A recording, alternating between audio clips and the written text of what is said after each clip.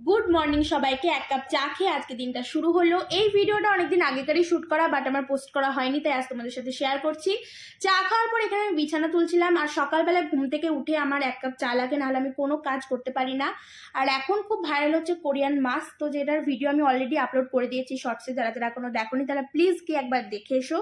তারপর স্নান টান করে রেডি হয়ে আমি কিছু রিলস শ্যুট করছিলাম, যেটা আমার Instagram account Gunja Bhattacharya already আমি আপলোড করে দিয়েছি। তোমরা প্লিজ গিয়ে একবার দেখে এসো আর আমাকে ফলো করো। আর এটা হচ্ছে আমার দিদা। তারপর দুপুরবেলায় খেয়েছিলাম তিতো শুক্তো, আলু ফুলকপির তরকারি, দই আর ভাত। তারপর একটু রেস্ট নিয়ে আমাদের ঘন্টাও আমার কাছে পড়তে এসেছিল, আর ওরও এক্সাম চলছিল, মানে আমার এক্সাম শেষ হওয়ার পর ওর এক্সাম শুরু হয়ে গেছিলো। তো এক্সামে কি কি পারেনি সেটা আমাকে বলছিল। তারপর ওকে পড়াতে পড়াতে সন্ধ্যাবেলা হয়ে গেছিলো, তাই নুনি নিতে এসেছিল ওকে। সাথে করে নিয়ে এসেছিল আলুর চপ, বেগনি আর পেঁয়াজি, আর মা দুধ চা করেছিল। আর মুড়ি তো লাগবেই, চপ দিয়ে মুড়ি খেতে সবার ভালো লাগে, কার না ভালো লাগে না। তো দেখা হচ্ছে নেক্সট মিনি ব্লগে। টাটা।